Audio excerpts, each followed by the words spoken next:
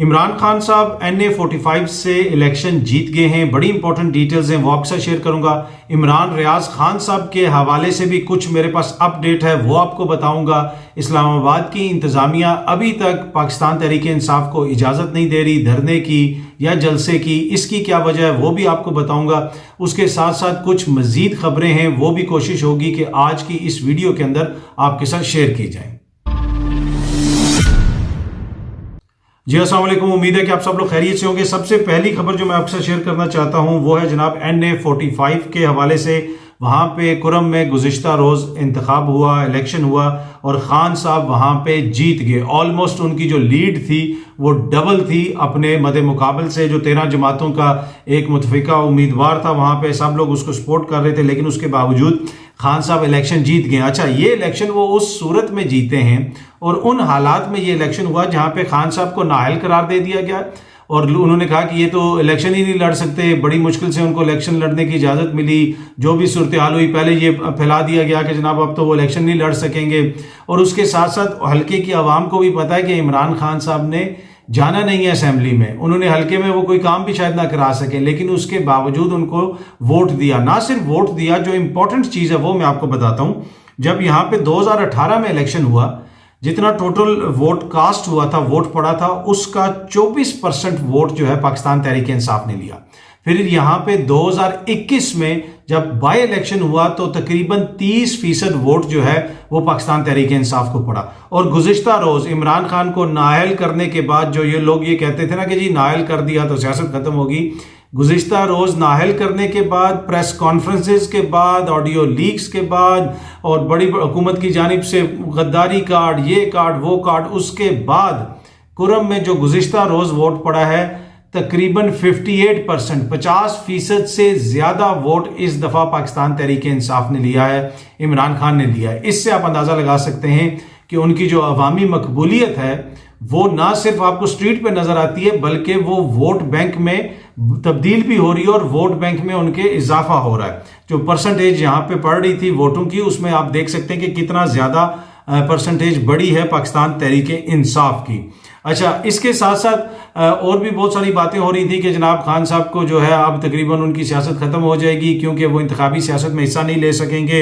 Election commission का ये फैसला आ गया और उसी वक्त मैंने आपको कहा था कि इसका कतन ये मतलब नहीं है कि खान साहब अब इंतखाबात में हिस्सा नहीं ले सकेंगे और उनकी इंतखाबी सियासत खत्म होगी। ये कानूनी अमल है, चलता रहेगा। लेकिन ये जो मैसेज दिया है कुरम की आवाम ने, ये बड़ा क्लियर मैसेज है। अच्छा, दूसरी चीज़ जो मैं आपसे शेयर करना चाहता हूँ, मैं इमरान रियाज खान साहब के ऊपर भी आऊँगा, लेकिन सहाफ़ी सदफ नईम गुज़िश्ता रोज़ जाँबाक हो गई और बड़ा एक अनफॉर्चुनेट हादसा हुआ। बड़े आपको पता है सहाफ़ी बड़े मुश्किल हालात में काम करते हैं, स्टोरीज़ के लिए काम करते हैं, मेहनत करते हैं। वो बेचारी हादसे का शिकार हुई और उनकी जिस तरह जो भी हालात वहाँ पे हुए उसके बाद, लेकिन अनफॉर्चुनेटली इस वाक़े को सियासी मकासद के लिए इस्तेमाल करने की कोशिश की गई। किसी ने कहा जी ये खूनी मार्च है, PTI के गार्ड्स ने धक्का दे दिया, बल्कि अब तो वो वीडियोस भी वायरल हो चुकी हैं कि एक शख्स उनके घर पहुंच गया कि जी हो सकता है कि इमरान खान के गार्ड ने धक्का दिया, हो सकता है कि ये हुआ, हो सकता है कि वो हुआ।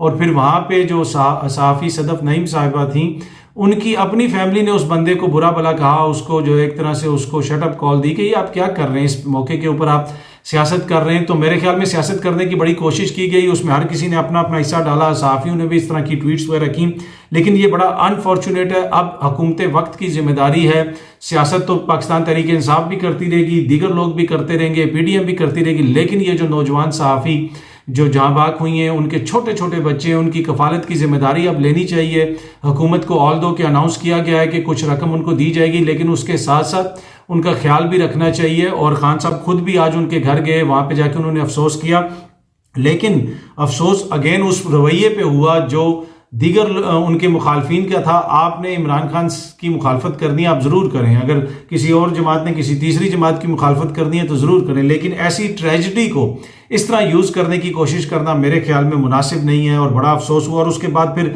वहाँ पे जिस किस्म की वीडियोस भी कुछ यूट्यूबर्स वगैरह ने लगाई और बातें की और बनाई, मेरे ख्याल में वो भी मुनासिब नहीं है। फैमिली पहले एक रंज से गुजर रही है और जो उनका इदारा है उस इदारे की भी जिम्मेदारी बनती है, जिस इदारे के लिए वो काम कर रही थी, कि वो इदारा उनको लुक आफ्टर करे, उनकी फैमिली को लुक आफ्टर करे। इसलिए कि सहाफ़ी अगेन जिस तरह पहले मैंने कहा बड़े मुश्किल हालात में काम करते हैं। अच्छा, अगली चीज़ जो मैं आपसे शेयर करना चाहता हूँ, इमरान रियाज खान साहब के हवाले से मैंने आपको बताया था कि वो मुल्क से बाहर गए हुए हैं और बहुत सारे लोग कह रहे थे कि चले गए और ये और वो। मैंने उसमें आपको कहा था, परसों ही मैंने आपसे वीडियो शेयर की थी कि इमरान रियाज खान साहब को आप ज़्यादा देर पाकिस्तान से बाहर नहीं रख सकते, नहीं निकाल सकते, इसलिए कि पाकिस्तान से उनकी एक जो लगाव है, पाकिस्तान के हवाले से जो उनके नज़रियात हैं वो सबको पता है। और उसी वक्त मैंने आपको कहा था, और इस हवाले से मैं अगेन मेरी जो इतलात हैं कि बहुत जल्दी इमरान रियाज खान साहब दोबारा पाकिस्तान में होंगे। इस वक्त वो कहाँ पे हैं, उनकी फैमिली की तरह मैं ज़्यादा डिटेल्स में नहीं जाना चाहता, इसलिए कि ऑब्वियसली उनको सिक्योरिटी के हवाले से उन्होंने मुझसे शेयर किया था, उनको मसाइल हैं, तो बहुत सारी चीज़ें डिटेल्स हैं। मेरी गुज़िश्ता रात भी उनसे बात हुई थी।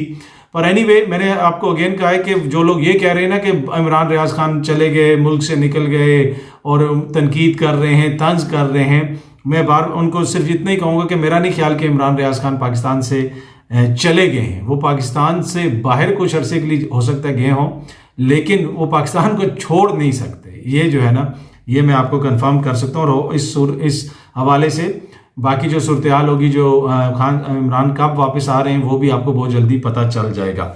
अच्छा, अगली चीज़ जो मैं आपके साथ शेयर करना चाहता हूँ वो है जनाब पाकिस्तान तहरीक इंसाफ को जलसे की या धरने की इजाज़त का मामला। इस्लामाबाद की इंतज़ामिया वो इजाज़त नहीं दे रही। अब ये क्या इजाज़त नहीं देंगे जनाब, ये इजाज़त दे देंगे, लेकिन ये इजाज़त देंगे आखिरी मौके के ऊपर।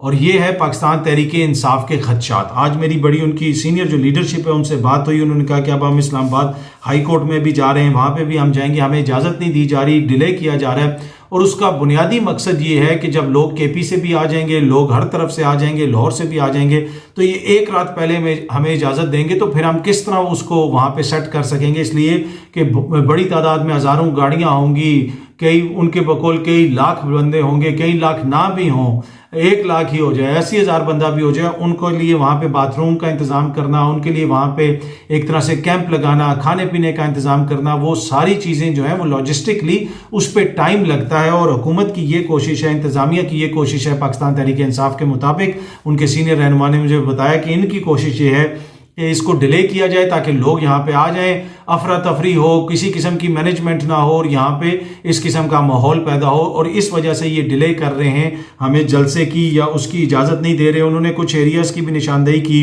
कि G8 और G9 के करीब कुछ ग्रीन एरिया है, वहाँ पे लॉजिस्टिकली कोई इंतजामात हो सकते हैं, क्योंकि इन्होंने तो पूरे इस्लामाबाद को ही ऑलमोस्ट रेड जोन बना दिया है, वहाँ तक रेड जोन को ले गए हैं। तो फिर तो ये बड़ी मुश्किलात होंगी। और जिन लोगों ने मुजफ्फराबाद से आना है, मरी से आना है या दीगर इलाकों से आना है, उनके लिए भी इश्यूज होंगे। कुछ लोग कोहटा की तरफ से घूम के आएंगे। बड़े वो तफसील मुझे बता रहे थे कि ये जब जल से लोग आ रहे हैं, कराची से आएंगे, केपी से आएंगे, तो ये बड़े मसाइल पैदा होंगे और ये जान के इस चीज़ को डिले किया जा रहा है। अगर अभी हमें इजाज़त दे दी जाए तो हम एक मुनज़्ज़म तरीके से उस जगह पे कैंप लगा सकते हैं, पार्किंग का इंतज़ाम कर सकते हैं, लोगों के टॉयलेट्स वगैरह का इंतज़ाम कर सकते हैं, लेकिन हमें इजाज़त नहीं दी जा रही है। और अब हमने इस्लामाबाद हाई कोर्ट से रुजू किया और वहाँ पर जाके यही मौक़िफ़ अपना रखा है। अच्छा, अब आज चौथा रोज़ है आज़ादी मार्च का। खान साहब आज तकरीरें करेंगे और आज की तकरीरों में भी बहुत सारी वो बातें करेंगे। शाम तक वो बातें आपके सामने भी आ चुकी होंगी और मेरी कोशिश होगी कि एक तफसीली वीडियो उस हवाले से भी रात को आपके साथ शेयर की जाए। लेकिन राब्ते जो खान साहब से हो रहे हैं, खान साहब ने वाज़े तौर पे कह दिया है जनाब किसी ने भी राब्ता करना है तो वो सदर ममलिकत से कर लें। सदर ममलिकत हमारे बिहाफ के ऊपर मुज़ाकरात कर सकते हैं, उन्हीं के थ्रू अगर कोई पैगाम भिजवाना है तो वो भिजवाएं।